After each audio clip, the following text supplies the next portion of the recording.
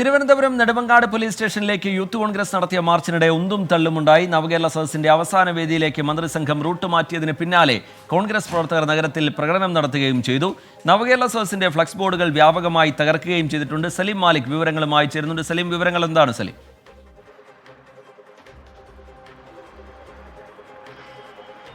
റിജിത്ത്, അല്പസമയം മുൻപാണ് ഈ പ്രകടനം അവസാനിച്ചത്. KPCC ആസ്ഥാനത്ത് പ്രവർത്തകർ മുഖ്യമന്ത്രിയുടെ വാഹനം, നവകേരള സദസ്സുമായി ബന്ധപ്പെട്ട വാഹനം കടന്നു പോകുമ്പോൾ കരിങ്കൊടി കാണിക്കാനായി കാത്തിരിക്കുകയായിരുന്നു. പക്ഷേ അവസാന നിമിഷം ഈ പ്രതിഷേധം ഇവിടെ ഉണ്ട് എന്ന സൂചനയെ തുടർന്ന് കവടിയാർ വഴി അമ്പലമുക്ക് വഴി ഈ വട്ടിയൂർക്കാവിലെ വേദിയിലേക്ക് പോകുന്നൊരു കാഴ്ചയാണ് ഉണ്ടായത്. അത് തങ്ങളുടെ പ്രതിഷേധത്തിന്റെ വിജയമാണെന്ന് അവകാശപ്പെട്ടുകൊണ്ടാണ് ഒരു ആഹ്ലാദ പ്രകടനം എന്ന നിലയിൽ KPCCയിൽ നിന്നും പ്രവർത്തകർ ആഹ്ലാദ പ്രകടനം നടത്തിയത്. ഈ പ്രകടനത്തിൽ വഴിയരികിൽ കണ്ട നവകേരള സദസ്സുമായി ബന്ധപ്പെട്ട മുഴുവൻ ബോർഡുകളും പ്രവർത്തകർ അടിച്ചു തകർക്കുന്ന കാഴ്ച കണ്ടു. നേരത്തെ തന്നെ ഇത്തരത്തിലുള്ള നവകേരള സദസ്സിന്റെ ബോർഡുകളെല്ലാം ഓരോ പ്രകടനങ്ങൾക്കും പ്രവർത്തകർ അടിച്ചു തകർക്കുന്ന നിലയുണ്ടായിരുന്നു. എന്തായാലും വലിയ നിലയിലുള്ള പ്രതിഷേധം നവകേരള സദസ്സിന് പിന്നാലെയും നടത്താനുള്ള തീരുമാനം കോൺഗ്രസിന്റെ നേതൃത്വം തന്നെ സ്വീകരിക്കുകയും ചെയ്യുന്നുണ്ട്. അതിന്റെ ഭാഗമായാണ് നവകേരള സദസ്സ് കടന്നുപോയതിനു ശേഷവും നെടുമങ്ങാട് ഉൾപ്പെടെയുള്ള ഓരോ സ്ഥലങ്ങളിലെയും പോലീസ് സ്റ്റേഷനുകളിലേക്ക് ഉൾപ്പെടെ ഇത്തരത്തിൽ പ്രവർത്തകരുടെ ഭാഗത്തു നിന്ന് മാർച്ചും ഉണ്ടാകുന്നത്.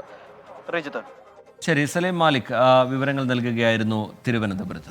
ലോകത്തെവിടെയായാലും ഏത് സമയത്തും 24 വാർത്തകളും ഓഗ്മെന്റഡ് റിയാലിറ്റി പാക്കേജുകളും എക്സ്പ്ലെയിനറുകളും വിശദമായി കാണാൻ ഞങ്ങളുടെ യൂട്യൂബ് ചാനൽ നിങ്ങൾക്ക് സബ്സ്ക്രൈബ് ചെയ്യാം.